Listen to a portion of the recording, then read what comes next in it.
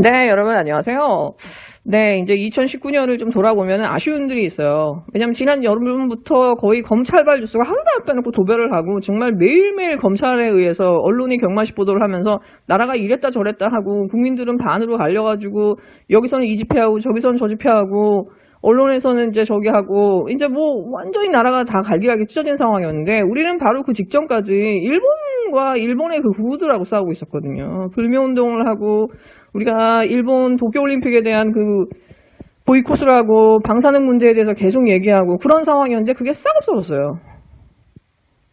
저는 어느 정도의 음모론을 생각하는 것 중에 하나가 이 뒤에 도대체 저 윤석열과 저 검찰들의 배후가 누굴까를 생각해요. 왜냐하면 이 전국에서 가장 이득을 본 사람은 일본이거든. 아베거든. 네, 그러면서 사실 우리가 정말 많은 이슈들이 그냥 싹싹싹 지나갔어요. 이명박도 나가 있고, 예, 박근혜도 나가 있고, 삼성 수사도 막 멈추고, 뭐 많죠. 이루 셀 수 없죠. 그리고 뭐, 이 자한당의 의원들의 수사는 하나도 진행되는 게 없고요.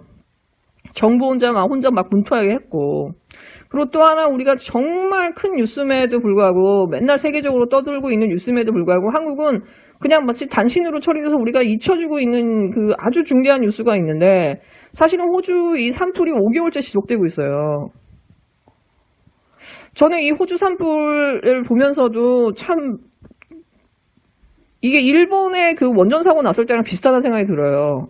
그러니까 이 두 나라는 둘 다 자기들이 선진국이기 때문에 그리고 정치적으로 민감한 상황이니까 자기들이 그 치부가 바깥에 드러내고 싶지 않으니까는 다른 나라에 구호 요청을 안 하고선 조기 진화를 못한 거예요.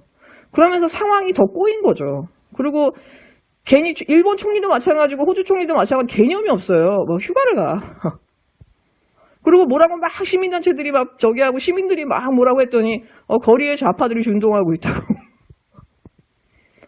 호주는 석탄으로 먹고 사는 거라고. 환경 얘기하지 말라고. 산불하고 석탄 얘기 연결시키지 말라고. 우리나라에서 맨날 원전 말피하자고 그 얘기하는 거랑 똑같아요. 사실 이런 정치적인 어떤 무능력과 이 도덕적 해이 때문에 사실 지금 호주는 사실 인류의 이 지구의 역사의 보고예요. 지구의 어떻게 보면 고생 때부터의 그 모든 천연 자원들이 거의 보존되어 있는 거의 유일한 대륙이잖아요. 그리고 호주에만 그 생존하고 있는 그 서식하고 있는 동물들이 얼마나 많아요. 오로지 호주에만. 근데 지금 그 동물들의 한 4천만 마리의 개체수가 지금 죽었다고 해요. 코알라 같은 경우는 거의 60%가 지금 죽었거든요. 17,000마리 정도 중에서 8,000마리가 죽었어요. 그리고 지금 생존한 코알라 같은 경우도 뭐 여러분 뉴스에서 많이 보셨겠지만 막 불길에서 막 탈출하고 사람들한테 물 달라고 하고 애기 막 고아된 애들 이렇게 보면은 생존도 힘든 상황이고 지금 코알라 같은 경우는 기능적인 멸종 상태, 그러니까 실제로 독립적으로 생존할 수 있는 그런 상황이 이제 넘어간 거죠. 왜냐하면 유칼립투스 나무 그 숲이 80%가 전소돼 버렸어요. 자연으로 돌아갈 수 없는 상황이에요. 지금 당장. 만약에 불이 꺼진다 하더라도 계속 치료를 받아야 되는 상황이고 그 외에 뭐 캥거루도 마찬가지고 정말 거의 1600여 종 정도의 그 호주에만 서식하는 동물들이 거의 멸종에 가까운 상황이라고 하더라고요. 사실 너무나 안타까운 상황인데 왜 호주는 이 전 세계에 도움을 요청하지 않고 이 상황까지 왔는가? 그걸 보면서 정말 리더십의 위기를 봐요. 그러니까 사실 이제 미국 같은 경우는 또 후원을 많이 하지만 후원과 동시에 또 동물들 구조할 때 동물들이 다 화상을 입은 상태에서 막 도망을 나오고 사람들한테 구정을 요청하다 보니까는 천이 필요하거든요. 그러니까 사람들이 막 옷 벗어가지고 자기 옷을 감싸가지고 이제 그 구조를 하잖아요. 그러다 보니까 천으로 만든 그 주머니, 동물들을 담을 수 있는 그 주머니들을 보내는 운동을 하거든요.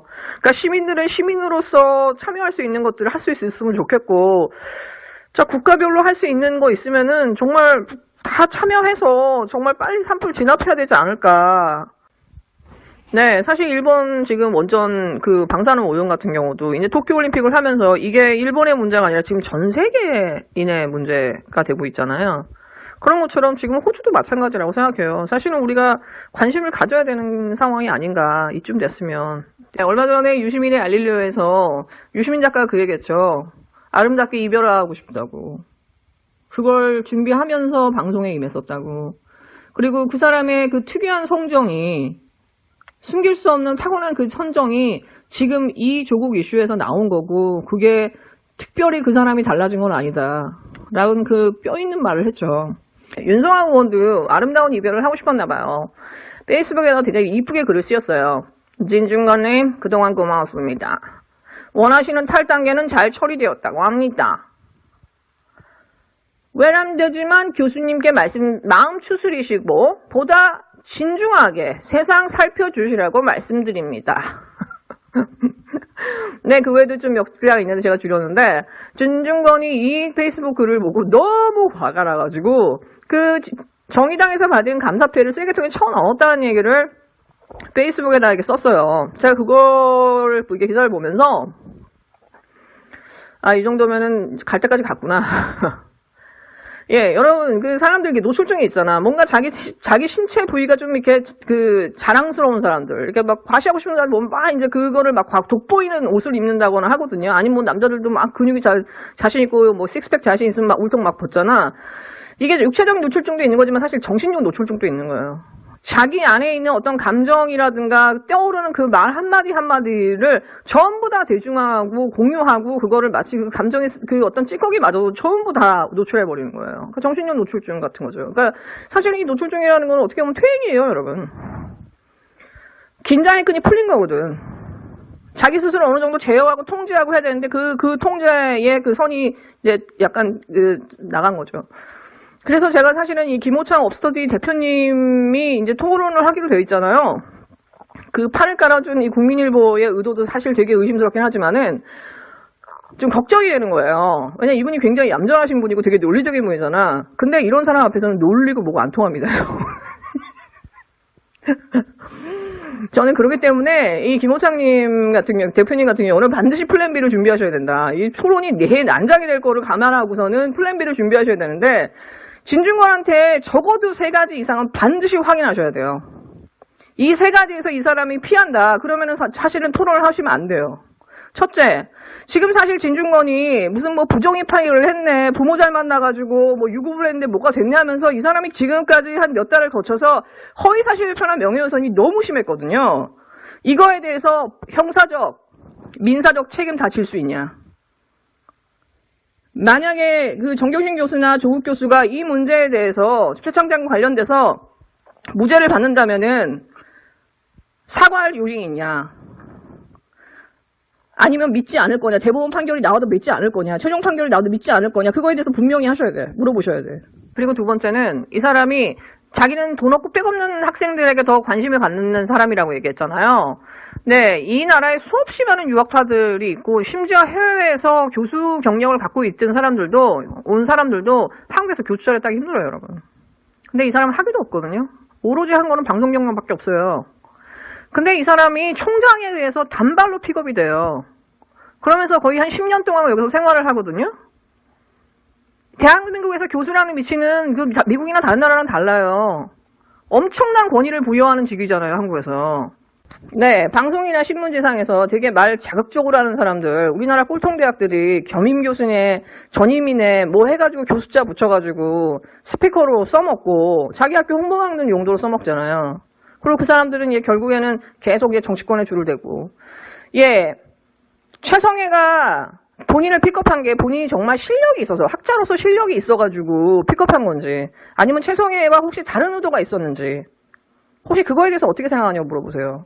그리고 본인이 그렇게 최성애한테 픽업되면, 특채가 됨으로 인해서 정말 이 나라에 실력 있고 미학의 실력이 있는 사람들이, 인문학의 실력이 있는 사람들이 그 기회를 박탈당한 거에 대해서는 어떻게 생각하는지 한번 물어보세요. 그 수많은 학위를 갖고 본인보다 훨씬 더 그 좋은 학문적인 성과를 가진 사람들이 기회를 잃었는데 그건 어떻게 생각하는지 한번 물어보세요.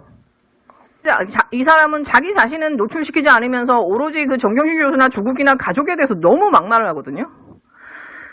이 사람 자식이 국적이 뭔지,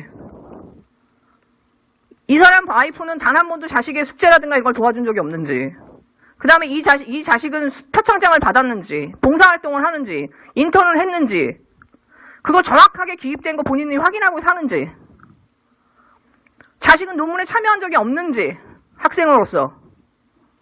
그 다음에 이 자식의 성적과 시험 대학교 입학 성적이라든가 이 성적 사이에 괴리가 혹시 있는지, 있다면 그 이유는 뭐라고 생각하는지. 특히 외국 같은 경우는 그 대학 입시 시험 성적 그 테스트하고요, 학교 성적 사이의 괴리가 매우 커요, 여러분.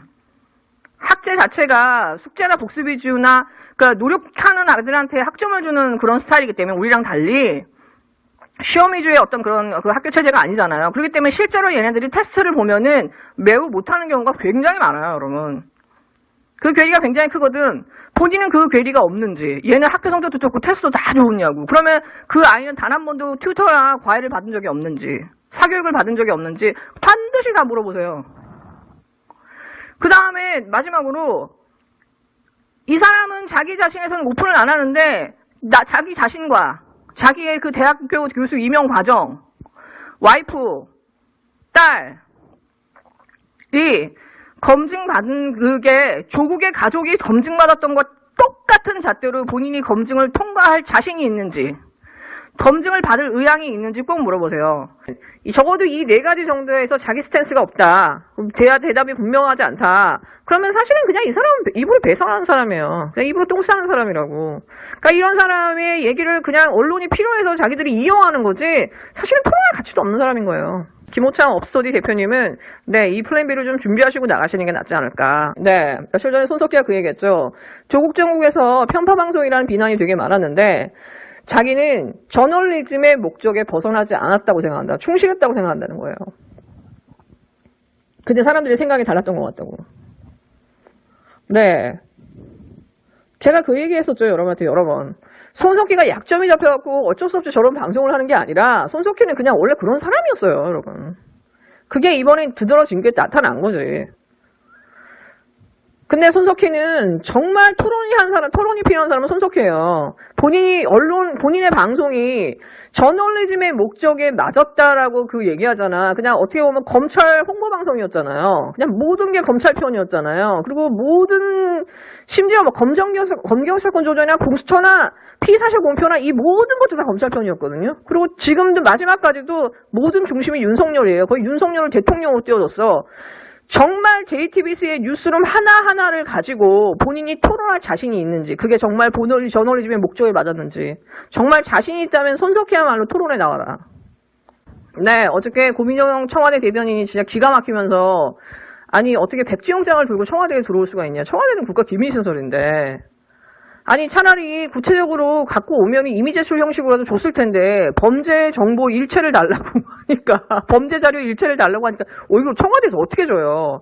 그래가지고 이게 검찰이랑 세게 붙었는데 근데 얘들도 우리는 죽지 않았어, 우리는 살아있는 권력을 수사하는 사람들이야, 이걸로 이제 이미지를 가져가려고 했겠죠. 근데 사실 이거는 중요한 게 아니고요. 저는 검찰들은 이제 끝장을 봤잖아. 근데 저는 이 영장을 발부한 판사가 누군지 너무 궁금한 거예요. 근데 여러분, 그 영장 전담 판사가 4명이 있잖아요. 2사람씩 2인 1조로 격주로 근무를 하거든요. 근데 이 압생영장은 구체적으로 누가 발급하는지, 그 4명 중에서 둘이 2인 1조인데 그 팀이 누군지, 조국 그 수사가 시작되면서 청와대고 총리실이고 기획조정부고 지금 비서실 다 털고 있잖아요. 이거 발급해주는 판사 이름이 누군지, 이 정도면 실명을 까야 되는 거 아닌가. 국민은 좀 알고 싶습니다. 제발 좀 알려주세요. 여러분, 이제는 좀 커뮤니티를 좀 활성화할 생각이에요. 총선 전까지. 그래서 하루에 적어도 2번 정도는 커뮤니티에 글을 올릴 거니까 기운내자 커뮤니티 소식을 받아보시고 싶으신 분들은요, 꼭 전체 알람을 설정해 주세요. 여러분 즐거운 하루 되세요.